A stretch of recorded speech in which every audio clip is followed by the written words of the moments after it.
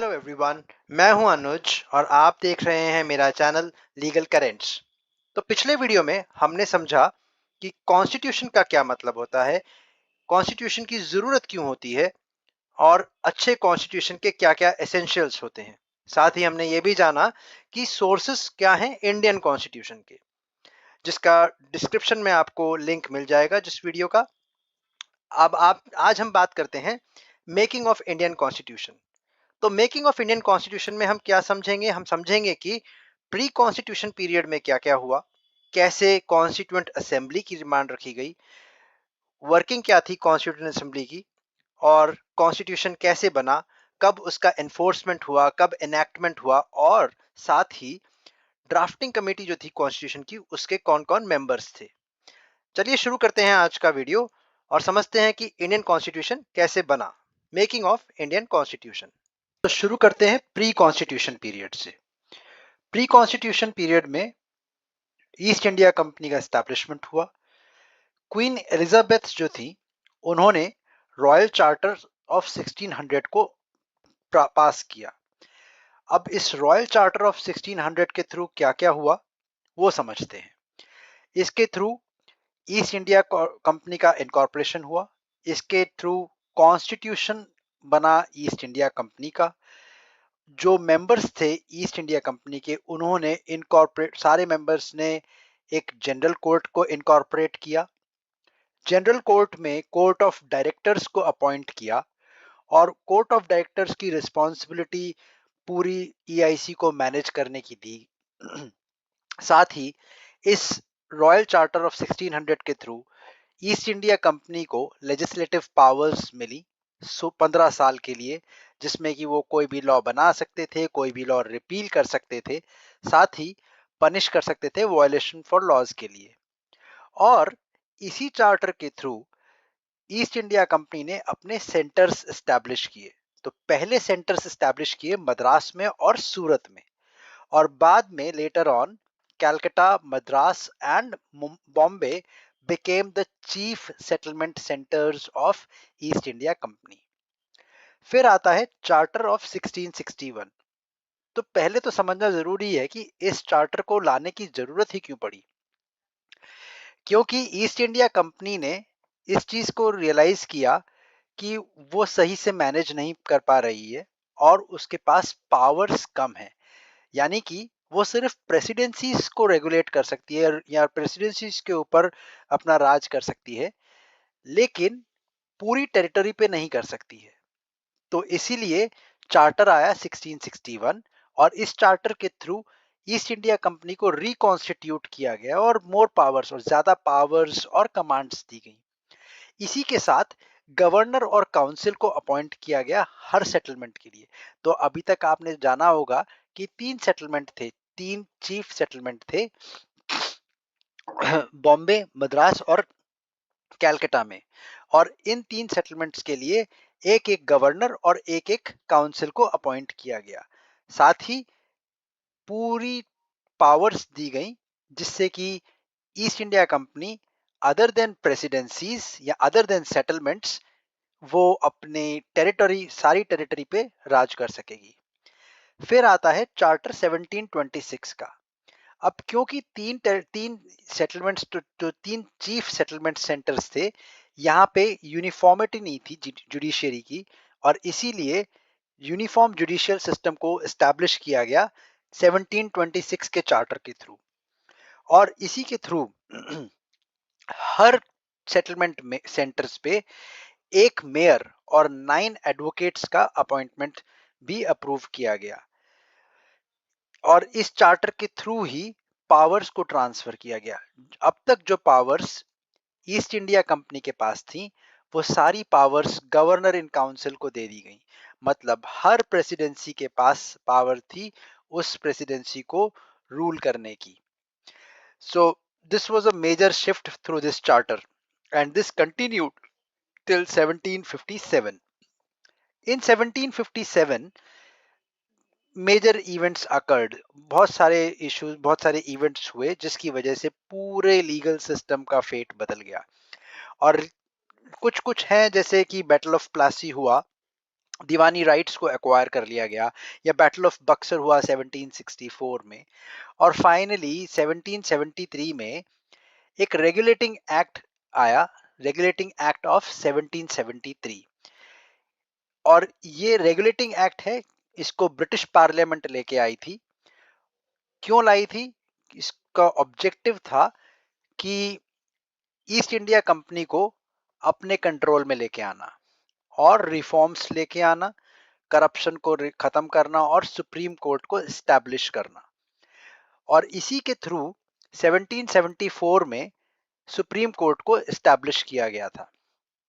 अब समझते हैं कि ये जो ऑब्जेक्टिव्स थे, तीन चार ऑब्जेक्टिव्स को अचीव करने के लिए क्या क्या किया गया। तो सबसे पहले गवर्नर ऑफ बंगाल जो थे उनको रीडेजिग्नेट किया गया गवर्नर जनरल ऑफ बंगाल, और first governor general of Bengal थे वॉरेन हेस्टिंग्स। और साथ ही चार काउंसिल मेंबर्स को भी अपॉइंट किया गया जो कि गवर्नर जनरल ऑफ बंगाल की हेल्प करेंगे टू रन द गवर्नमेंट। अब आफ्टर बैटल ऑफ प्लासी जो एंटायर टेरिटरी थी, बिहार की, बंगाल की, उड़ीसा की, ये सारी टेरिटरीज जो थी वो directly governor general of Bengal के कंट्रोल में आ रही थी। अब साथ ही साथ जो गवर्नमेंट ऑफ बॉम्बे और गवर्नमेंट ऑफ मद्रास थी, इस ये जो दो गवर्नमेंट्स थी इनको भी directly governor general of Bengal के अंडर आना पड़ा। और इसीलिए जो बंगाल प्रेसिडेंसी थी वो ही एकमात्र अथॉरिटी थी और एक ऑथराइज्ड बॉडी थी जो वॉर और पीस के मैटर से डील कर सकती थी। अब इसके बाद 1919 में आया गवर्नमेंट ऑफ इंडिया एक्ट 1919। इसको ब्रिटिश गवर्नमेंट ने पास किया था, लेकिन इसके पास करने के बाद सारे देश में डिसअपॉइंटमेंट हो गया था, लॉलेसनेस थी, पूरे देश में एजिटेशंस चल रहे थे। इंडियन नेशनल कांग्रेस ने अपोज किया था इस एक्ट के लिए, और इसके रिस्पांस में जो ब्रिटिश गवर्नमेंट थी उन्होंने क्या किया, उन्होंने एक रॉलेट एक्ट लेके आए 1919 में ही। As a result Jallianwala Bagh massacre हुआ, और Jallianwala Bagh massacre led to the non-cooperation movement which continued to 2 years from 1920 to 1922। और इस दौरान ही जो कांग्रेस लीडर्स थे उन्होंने स्वराज का स्लोगन कहना शुरू कर दिया था। During this time Congress leaders started the slogan for Swaraj. Then came Government of India Act 1935. Again, this was introduced by British Parliament. So keep this thing in mind. There were two acts. One is Government of India Act 1935, and prior to this, Government of India Act 1919. So 1919 के बाद 1935 में government of India act आया, और इस act को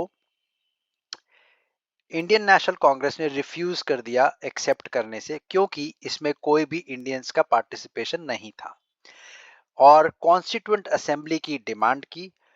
और फिर भी ये एक्ट फोर्स में आया 1937 में। अब डिमांड जो थी कॉन्स्टिट्यूएंट असेंबली की कब कब किसने करी ये भी समझते हैं। तो 1934 में सबसे पहली बार एम.एन. रॉय ने ये डिमांड की थी कॉन्स्टिट्यूएंट असेंबली के लिए, और 1935 में इंडियन नेशनल कांग्रेस के ऑफिशियल्स ने डिमांड की थी। 1938 में दोबारा से पंडित जवाहरलाल नेहरू ने इंडियन नेशनल कांग्रेस के बिहाफ पे डिमांड की थी, और 1940 में फाइनली एक ऑगस्ट ऑफर आया जो ब्रिटिश पार्लियामेंट लेके आई in response to the demand for constituent assembly, और इस प्रपोजल को रिजेक्ट कर दिया गया। इसको किसने रिजेक्ट किया और किसने एक्सेप्ट किया? इसको इंडियन नेशनल कांग्रेस ने रिजेक्ट किया, मुस्लिम लीग ने एक्सेप्ट कर लिया। और बाद में आया 1942 में क्रिप्स मिशन। तो क्रिप्स मिशन जो सर स्टैफोर्ड क्रिप्स थे उन्होंने एक प्रपोजल ड्राफ्ट किया ब्रिटिश गवर्नमेंट की तरफ से for framing of independent Indian constitution, और जो ये कॉन्स्टिट्यूशन था इसको अडॉप्ट किया जा सकता था आफ्टर वर्ल्ड वॉर 2। हालांकि इस प्रपोजल को मुस्लिम लीग ने रिजेक्ट किया, लेकिन इंडियन नेशनल काउंसिल ने और इंडियन नेशनल कांग्रेस ने इसको एक्सेप्ट कर लिया था। मैं उम्मीद करता हूं कि कॉन्स्टिट्यूएंट असेंबली का मतलब सबको पता होगा। अगर नहीं पता है तो आप कमेंट बॉक्स में क्वेश्चन डाल दीजिए, मैं आंसर कर दूंगा उसका। फाइनली 1946 में कॉन्स्टिट्यूएंट असेंबली को फॉर्म कर दिया गया। 6 नवंबर 1946 को कॉन्स्टिट्यूएंट असेंबली फॉर्म हुई और ये कॉन्स्टिट्यूएंट असेंबली जो फॉर्म हुई थी एक कैबिनेट मिशन के अंडर फॉर्म हुई थी और इस कैबिनेट मिशन के 3 मेंबर्स थे और एक वाइस रॉय थे। Vice Roy of British India उस टाइम पे लॉर्ड वेवल थे और कैबिनेट मिशन के जो 3 मेंबर्स थे वो थे स्टीफर्ड क्रिप्स, पैट्रिक लॉरेंस और एवी अलेक्जेंडर। अगर ये नाम याद ना हो तो SPA स्पा करके इसका एक्रोनिम बना के और आप याद कर सकते हैं। अब समझते हैं कि डिस्ट्रीब्यूशन कैसे था, सीट्स का डिस्ट्रीब्यूशन कैसे था कॉन्स्टिट्यूएंट असेंबली में। तो टोटल सीट्स थी 389, उसमें से 296 सीट्स थी ब्रिटिश इंडिया के पास और 93 सीट्स थी प्रिंसले स्टेट्स के पास। प्रिंसले स्टेट्स यानी कि राजा रजवाड़ों के स्टेट्स थे और उनको कॉन्स्टिट्यूएंट असेंबली से कोई लेना देना नहीं था, तो वो पार्टिसिपेशन बिल्कुल भी नहीं था उनकी तरफ से। अब जो बचे, अब 296 जो सीट्स बची ब्रिटिश इंडिया की, उसमें से 292 सीट्स जो थी वो ब्रिटिश प्रोविंसेस के पास थी, मतलब कि जहां पे ब्रिटिशर्स का राज था। और 4 सीट्स ऐसी थी जो कि चीफ कमिश्नर प्रोविंसेस की थी, जैसे कि दिल्ली, अजमेर मारवाड़ा, कुर्ग और बलूचिस्तान। तो ये 4 जगह की सीट्स जो थी वो चीफ कमिश्नर प्रोविंसेस के पास थी। तो ये था डिस्ट्रीब्यूशन सीट्स का। अब समझते हैं वर्किंग ऑफ कॉन्स्टिट्यूएंट असेंबली। अब जब कॉन्स्टिट्यूएंट असेंबली बनी है तो इसकी वर्किंग कैसी थी। तो पहली मीटिंग हेल्ड हुई 9 दिसंबर 1946 को, जिसको 211 मेंबर्स ने अटेंड किया। मुस्लिम लीग ने बायकॉट किया और इसी मीटिंग में एक इंटरिम प्रेसिडेंट को अपॉइंट किया गया जिनका नाम था सच्चिदानंद सिन्हा। उसके बाद जस्ट 2 दिन बाद सेकेंड मीटिंग हेल्ड हुई, यानी कि 11 दिसंबर 1946 को सेकेंड मीटिंग हेल्ड हुई और इसमें प्रेसिडेंट को अपॉइंट किया गया जिनका नाम था डॉक्टर राजेंद्र प्रसाद। वाइस प्रेसिडेंट को भी अपॉइंट किया गया HC मुखर्जी और VT कृष्णमाचारी। लीगल काउंसिल या लीगल एडवाइजर को भी अपॉइंट किया गया जिनका नाम था सर BN राव। तो ये इनिशियल 2 मीटिंग्स हैं। टोटल कॉन्स्टिट्यूशन बनने तक शायद 11 मीटिंग्स हेल्ड हुई थी और फिर कॉन्स्टिट्यूशन बना था। तो इनिशियल 2 मीटिंग्स में ये इंपॉर्टेंट है, इसलिए मैंने इसको मेंशन किया है। उसके बाद ऑब्जेक्टिव रेजोल्यूशन की बात करते हैं। ऑब्जेक्टिव रेजोल्यूशन को इंट्रोड्यूस किया था पंडित जवाहरलाल नेहरू ने 13 दिसंबर 1946 को। और इसको क्यों इसका क्या ऑब्जेक्टिव रेजोल्यूशन का क्या ऑब्जेक्टिव है। इसका ऑब्जेक्टिव ये है कि ये एक फिलॉसफी थी इंडियन कॉन्स्टिट्यूशन के लिए। हमारा जो इंडियन कॉन्स्टिट्यूशन है उसकी फिलॉसफी, अगर उसमें आप अब कुछ अब जैसे आप प्रियम्बल देखेंगे तो उसमें वर्ड्स आपको नजर आएंगे। वो सारे वर्ड्स की बेसिक जो है, वो उसका जो नींव है वो इस ऑब्जेक्टिव रेजोल्यूशन से ली गई है। और इस ऑब्जेक्टिव रेजोल्यूशन के बाद ही इंडिया एक इंडिपेंडेंट सोवरेन रिपब्लिक बनेगा। टेरिटरीज जो थी वो कैसे बनेंगी, जो ब्रिटिश इंडिया है वो सारी इंडिया में रहेंगी, प्रिंसले स्टेट्स भी इंडिया में आएंगे, जो और विलिंगली इंडिया में स्टेट्स आना चाहते हैं, कंट्रीज आना चाहती हैं, वो भी इंडिया में आएंगी। और उसके अलावा कोई और स्टेट कंट्री जो इंडिया एक्वायर कर लेता है वो भी इंडिया की टेरिटरी का पार्ट बन जाएगा।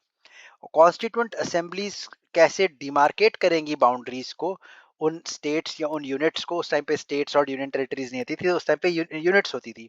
तो उन यूनिट्स को कैसे डिमार्केट करेंगी और उन यूनिट्स को फिर ऑटोनोमस बॉडी बना दिया जाएगा जहाँ पे वो अपने आप अपने उस यूनिट को संभाल सकेंगे विदाउट एनी लॉलेसनेस, लेकिन कंट्रोल्ड बाय सेंटर। और कैसे पावर और अथॉरिटी जो कि पब्लिक के थ्रू मिलेगी, इलेक्शंस में पब्लिक के थ्रू पावर और अथॉरिटी मिलेगी। और इसमें यह भी गारंटी किया गया कि इक्वालिटी और ऑफ अपॉर्चुनिटी और जस्टिस के बारे को भी गारंटी किया गया। साथ ही minorities, backward and tribal areas के इंटरेस्ट को सेफगार्ड करने की बात भी कही गई। साथ ही इसमें contribute towards world peace and welfare of mankind के बारे में भी कहा गया इस ऑब्जेक्टिव रेजोल्यूशन में। और फाइनली इस ऑब्जेक्टिव रेजोल्यूशन को अडॉप्ट कर लिया गया 22 जनवरी 1947 को। अब जब ऑब्जेक्टिव रेजोल्यूशन अपॉइंट कर लिया गया, उसके कुछ समय बाद 3 जून 1947 को माउंट बैटन प्लान आता है। माउंट बैटन प्लान प्रेजेंट किया गया किस लिए? For creation of two dominions, यानी कि इंडिया और पाकिस्तान दो डोमिनियंस को क्रिएट करने के लिए 3 जून को माउंट बैटन प्लान आता है। 4 जून को इंडिपेंडेंस एक्ट इंट्रोड्यूस करती है ब्रिटिश पार्लियामेंट और 18 जुलाई 1947 को ये एक्ट पास हो जाता है। 15 अगस्त 1947 को independence act came into force. और इस एक्ट के थ्रू क्या क्या होता है? इस एक्ट के थ्रू इंडिया एक सोवरेन स्टेट बन जाता है। दो डोमिनियन स्टेट्स बनते हैं, इंडिया और पाकिस्तान, और दोनों स्टेट्स को एम्पावर किया जाता है कि वो अपने अपने कॉन्स्टिट्यूशन फॉर्म कर सकते हैं, वो कोई भी लॉ रिपील कर सकते हैं, प्रीवियस लॉ रिपील कर सकते हैं जो कि ब्रिटिश पार्लियामेंट ने बनाया हो, और कोई भी नया लॉ फॉर्म कर सकते हैं। साथ ही सेक्रेटरी ऑफ स्टेट को अबॉलिश कर दिया गया। तो ये हुआ इंडियन इंडिपेंडेंस एक्ट के थ्रू, जो कि 1947 में आया था। अब जब इंडियन कॉन्स्टिट्यूंट असेंबली एक कॉन्स्टिट्यूंट बॉडी का काम करती है, उसको चेयर करते हैं डॉक्टर राजेंद्र प्रसाद। सिमिलरली जब constituent assembly act as a legislative body, and this was chaired by G V Mavalankar. और जीवी मावलंकर कौन थे? फर्स्ट लोकसभा स्पीकर थे G V Mavalankar. Now coming to the next point, this continued till 26th November 1949 and enactment of constitution के बारे में समझते हैं। जैसे मैंने बताया कि टोटल 11 सेशंस हुए थे, दो सेशंस के बारे में बताया, तो टोटल 11 सेशंस हुए थे कॉन्स्टिट्यूशन को फॉर्म करने के लिए। और फाइनल सेशन जो हुआ था वो 24 जनवरी 1950 को हुआ था। First draft of constitution was submitted on फरवरी 1948। उसके बाद डिस्कशंस होते रहे, प्रपोजल्स आते रहे, और सेकंड ड्राफ्ट प्रेजेंट किया गया अक्टूबर 1948 में। First reading of final draft was submitted to Constituent Assembly on 9th November 1948। 5 दिन का डिस्कशन चला और उसके बाद फिर से सेकंड रीडिंग के लिए इसको प्रेजेंट किया गया। क्लॉज बाय क्लॉज रीडिंग हुई और समवेयर अराउंड 7653 अमेंडमेंट्स किए गए। और ये 15 नवंबर 1948 से 17 अक्टूबर 1949 तक ये सेकंड रीडिंग चली। थर्ड रीडिंग 14 नवंबर 1949 को हुई और फाइनली जो कॉन्स्टिट्यूशन था वो पास हुआ 26 नवंबर 1949 को। सो constitution was adopted on 26 November 1949 with one preamble, 22 parts, 395 articles and 8 schedules। क्या पार्ट्स हैं, क्या आर्टिकल्स हैं, क्या शेड्यूल्स हैं, वो भी मैं आपको आगे बताऊंगा। लेकिन आज की डेट में present constitution comprises of 25 parts which were earlier 22 parts, now 470 articles which were earlier 395 articles, and 12 schedules which were earlier 8 schedules. And one more thing to be noted, that our constitution contains around 1,45,000 words। अब इसका enforcement कैसे हुआ? इस constitution का enforcement हुआ 26 नवंबर 1949 को, और इस दिन को हम कॉन्स्टिट्यूशन डे के नाम से जानते हैं। इसमें कुछ प्रोविजंस जो थे कॉन्स्टिट्यूशन के, उनको फोर्स में ला दिया गया था, जैसे कि सिटीजनशिप का हुआ या इलेक्शंस का हुआ। ये प्रोविजंस जो हैं वो 26 नवंबर 1949 को लागू कर दिए गए थे। लेकिन रिमेनिंग जो प्रोविजंस थे वो 26 जनवरी 1950 को लागू हुए, और इस दिन को हम रिपब्लिक डे के नाम से जानते हैं। एक सिग्निफिकेंस, एक हिस्टोरिकल सिग्निफिकेंस है कि हमने 26 जनवरी 1950 को क्यों रिमेनिंग प्रोविजंस को फोर्स में लाए, क्यों सारा का सारा कॉन्स्टिट्यूशन 26 नवंबर 1949 को नहीं फोर्स में लाया गया।